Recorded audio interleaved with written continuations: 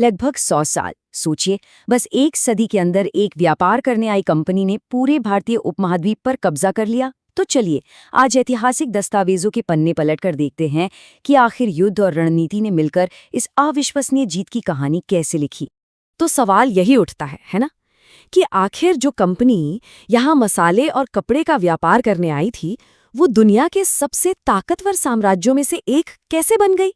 यही वो पहेली है जिसे आज हम इन दस्तावेजों के मदद से सुलझाने की कोशिश करेंगे। हमारा सफर कुछ इस तरह आगे बढ़ेगा। हम शुरुआत करेंगे युद्ध की उस एक सदी से, फिर चलेंगे दक्षिण के मैदानों में। वहां से हम देखेंगे कि मराठों ने कितनी बड़ी चुनौती पेश की, और फिर पंजाब की विजय को समझेंगे, और अंत में इन सबको जोड़कर देखेंगे कि कैसे युद्ध के दम पर एक साम्राज्य खड़ा हुआ। तो चलिए अब सीधे इस कहानी के जड़ों तक चलते हैं, जो हमें उस समय के असल ऐतिहासिक रिकॉर्ड्स में मिलती हैं। देखिए, हमारी आज की ये जो पूरी पड़ताल है, उसका आधार यही दस्तावेज हैं। ये सिर्फ कुछ नाम और तारीखें नहीं हैं, नहीं, ये तो समझिए कि लगभग एक सदी तक चले संघर्ष का पूरा ब्लूप्रिंट है। इन्हीं टुकड़ों को जोड़कर हम पूरी तस्वीर को समझने वाले हैं।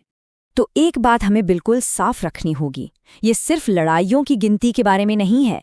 ये असल में कहानी है व्यापारियों के शासक बनने की, एक ऐसा बदलाव जिसने भारत का मुकद्दर हमेशा के लिए बदल कर रख दिया। इस विशाल साम्राज्य की नींव वो रखी गई थी भारत के दक्षिणी इलाकों में। तो आइए सबसे पहले वहीं चलते हैं और देखते हैं कि संघर्ष का पहला बड़ा मैदान दक्षिण में कैसे तैयार हुआ। यहाँ पर सामने आते हैं आंग्ल मैसूर युद्ध। और ये कोई छोटी मोटी झड़पें नहीं थीं, बिल्कुल नहीं। अंग्रेजों का सामना था हैदर अली और उनके बेटे, जिन्हें मैसूर का शेर भी कहा जाता था, टीपू सुल्तान से। ये उस वक्त के बहुत शक्तिशाली शासक थे। अगर इस टाइमलाइन को देखें तो एक बड़ी साफ रणनीति नजर आती है। देखिए, पहले तो अपने यूरोपीय कॉम्पिटिटर यानी फ्रांसीसियों को कर्नाटक युद्धों में रास्ते से हटाया, और फिर पूरा फोकस भारतीय राज्यों पर एक एक करके, जिसका अंत टीपू सुल्तान की हार के साथ हुआ। और फिर आता है साल 1799, चौथा आंग्ल मैसूर युद्ध। ये एक जबरदस्त टर्निंग पॉइंट था। लॉर्ड वेलेस्ली की फौजों के सामने टीपू सुल्तान की हार हुई और उनकी मौत हो गई। बस इस एक जीत ने दक्षिण भारत में ब्रिटिश सत्ता को समझिए कि लगभग अजेय बना दिया। तो दक्षिण में तो पकड़ बन गई। अब अंग्रेजों की नजर थी भारत के दिल पे, लेकिन उनके रास्ते में एक बहुत बड़ी दीवार खड़ी थी। उस समय की सबसे बड़ी भारतीय शक्ति, ताकतवर मराठा परिसंघ।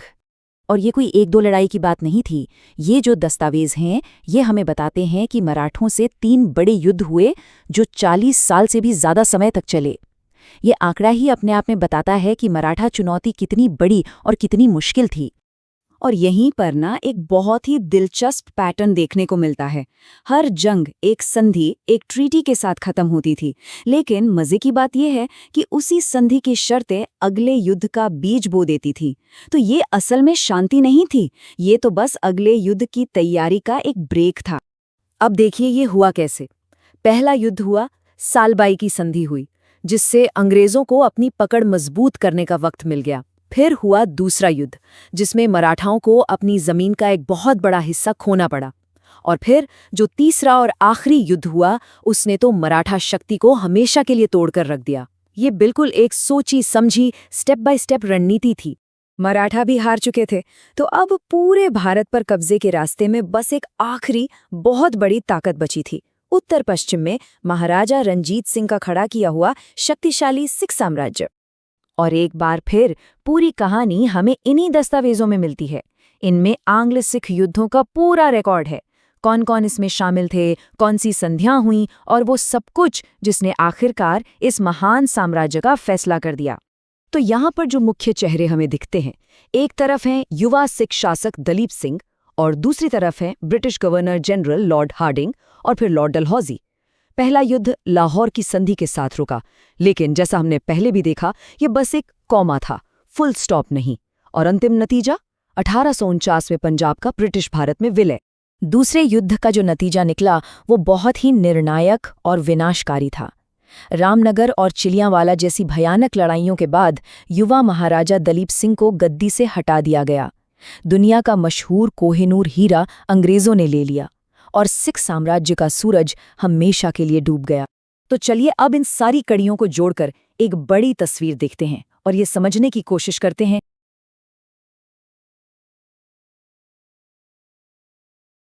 कि एक सदी के इस लगातार चले संघर्ष ने आखिरकार भारत को कैसे बदल दिया।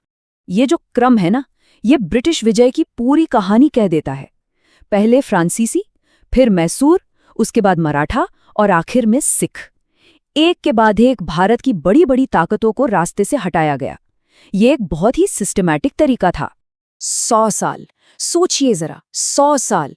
ये सिर्फ एक नंबर नहीं है, ये वो वक्त है जिसमें एक ट्रेडिंग कंपनी ने लड़ाइयां लड़ लड़कर खुद को एक साम्राज्य में तब्दील कर दिया।